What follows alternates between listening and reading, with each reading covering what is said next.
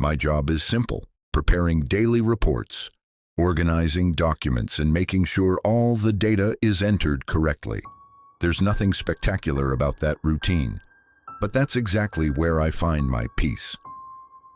I always arrive the earliest.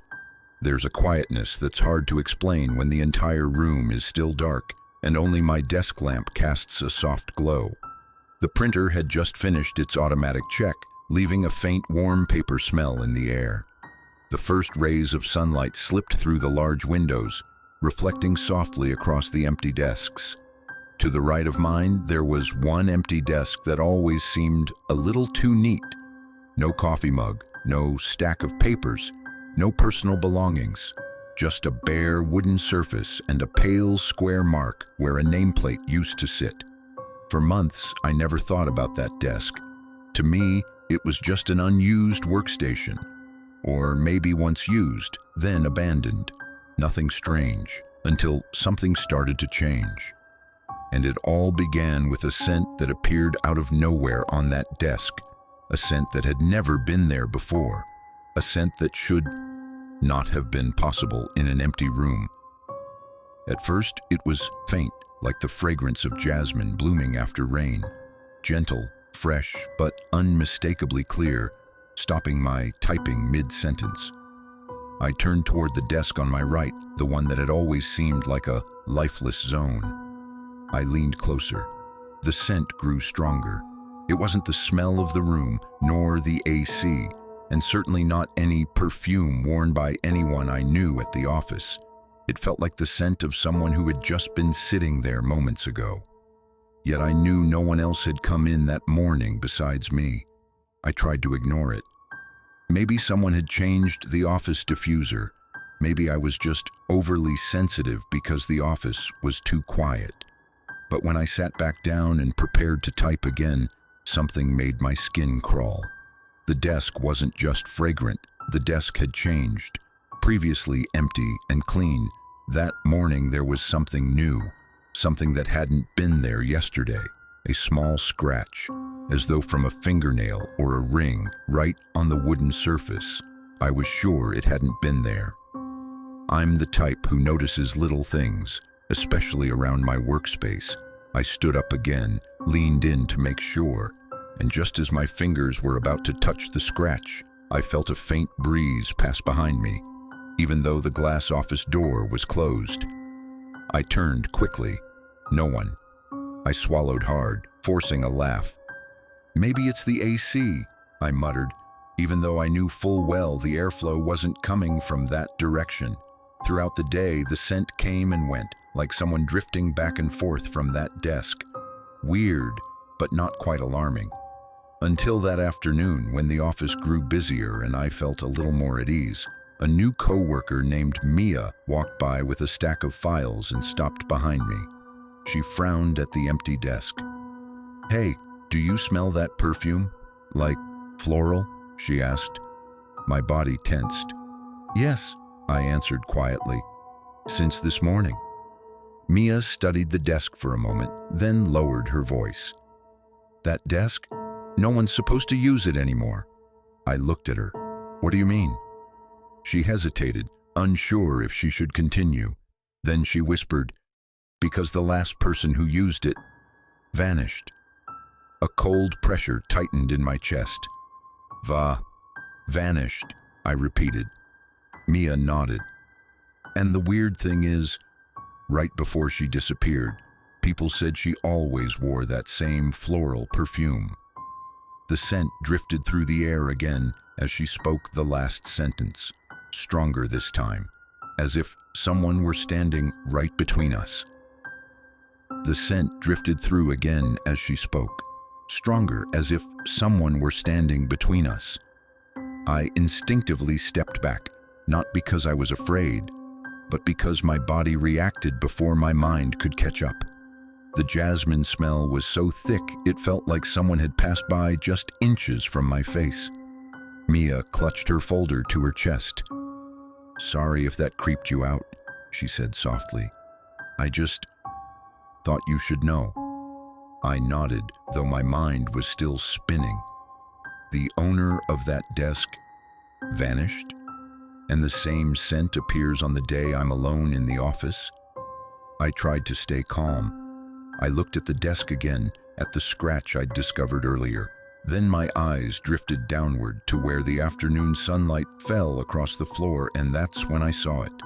A thin patch of disturbed dust, shaped like a small oval, as though someone had been standing right beside the desk. I blinked, making sure it wasn't just a shadow, but the imprint stayed, faint yet unmistakably resembling the outline of a footstep, directly in front of the always empty chair. Did she ever come back? I asked carefully, gathering every bit of courage. Mia shook her head quickly. No, it's been almost a year. All her files are closed. Nobody knows where she went. I exhaled slowly, staring at the desk with a feeling that grew more impossible by the second. My life had always been ordinary. Wake up, work, go home, sleep, no room for mysteries. And now I was faced with a scent, new markings, and, possibly, footprints that shouldn't exist. The following days were strange. Every morning the scent returned. Not always strong, but enough to raise goosebumps. Sometimes accompanied by a faint sound, like a chair sliding the tiniest bit. Sometimes appearing right when I typed, making me stop because I felt observed. What unsettled me most were the small changes on the desk. One morning, a blank sheet of paper appeared out of nowhere. Another day, a pen from the office supply drawer was sitting on that desk. Once, the chair turned slightly, even though no one had passed by. My coworkers chalked it up to the AC, uneven floors, or exhaustion. But Mia, she noticed my tension. "You look more shaken every day," she said one afternoon. "If you want, I can tell you what really happened to the person who used that desk." I froze. Part of me wanted to step away from all of this. Ignore it, leave the mystery where it was. But another part, louder, sharper, needed to know, had to know. "All right," I said at last, "tell me." Mia swallowed, stepping closer. Her name was Lena Morris. She was an admin staff too, just like you.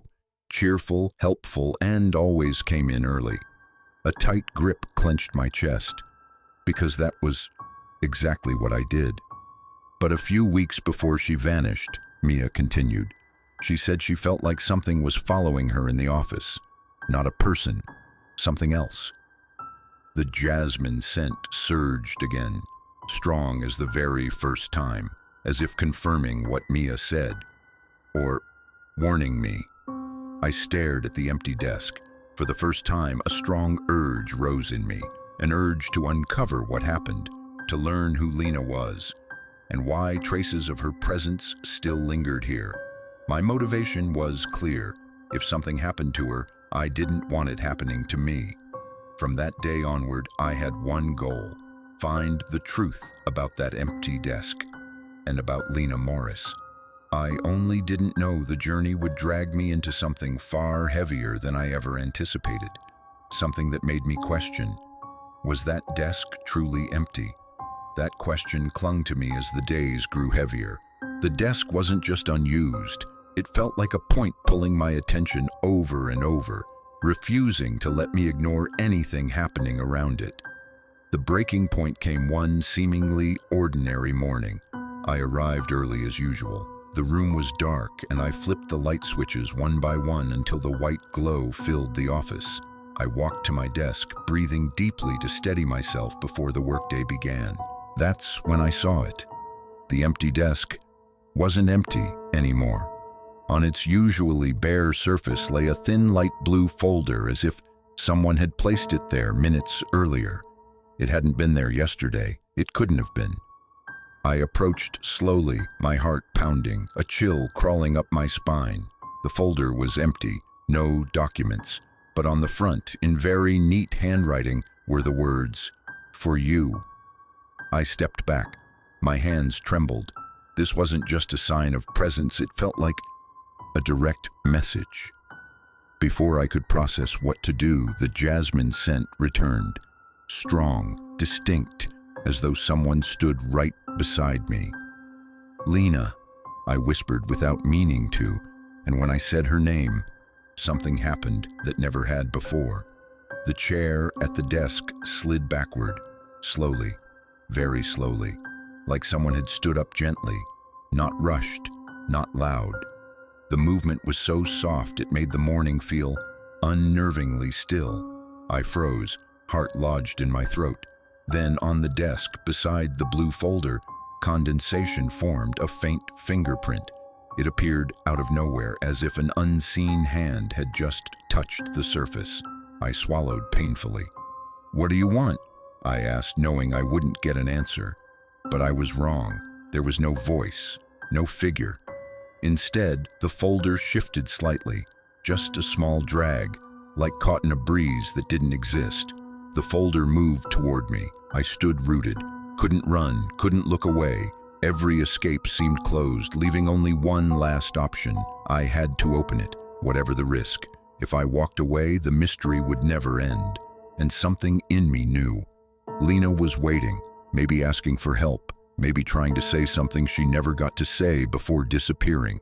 With the courage I could muster, I reached for the folder. Just as my fingers brushed the cover, the lights flickered as if the building drew a sudden surge. They dimmed, then stabilized. And for the first time since this began, I saw something that made me go cold. The seat cushion of the chair was visibly depressed, as if someone very light had just sat there, or was still sitting there. I exhaled shakily. If I backed out now, I'd never know what happened to Lena. Never finish this, never stop whatever was happening. I tightened my grip on the folder. My final choice was clear: face whatever waited inside, and I opened it. At first, I expected old reports, maybe some meeting notes or irrelevant paperwork, but the contents left me silent for a long time. Inside was a single sheet of paper, white but slightly yellowing at the edges. In the center, in soft, delicate handwriting, were the words, "Please finish what I never got to. Lena."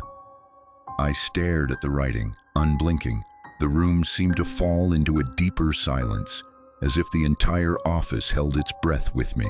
The scent turned gentler, drifting like a breeze carrying a last message. "What didn't you finish, Lena?" I whispered. As if responding, condensation formed again on the desk, this time as a thin line pointing directly toward the bottom drawer. A clue. With shaking hands, I knelt and pulled it open slowly. A soft scraping sound, then I saw it. A small black notebook. Its cover was worn but intact. I opened it. The first pages were Lena's daily notes. Tasks, co-workers, calm, ordinary days. But as I flipped further, I found something. She had been working on a major facilities budget report, a proposal for building repairs.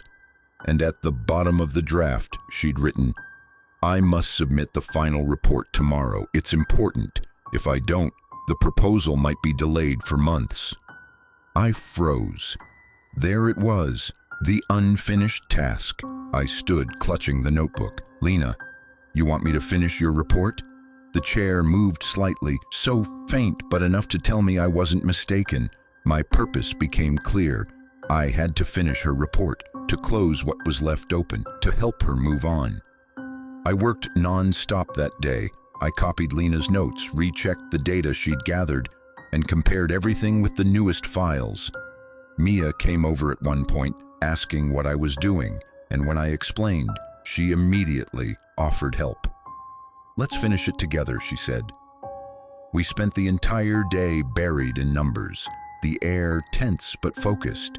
And every time I hesitated or felt unsure, the soft jasmine scent drifted by like a gentle nudge pushing me forward. At last, near sunset, the report was complete. I printed it, placed it neatly in a binder, and set it on the once empty desk, right in the center, as though returning it to the hands that had started it. "I finished it," I whispered. "Thank you for trusting me." For a moment, the room was utterly still. No scent, no movement. Then a warm breeze brushed past my shoulder, brief, gentle like a touch of gratitude. The chair shifted slightly, then settled.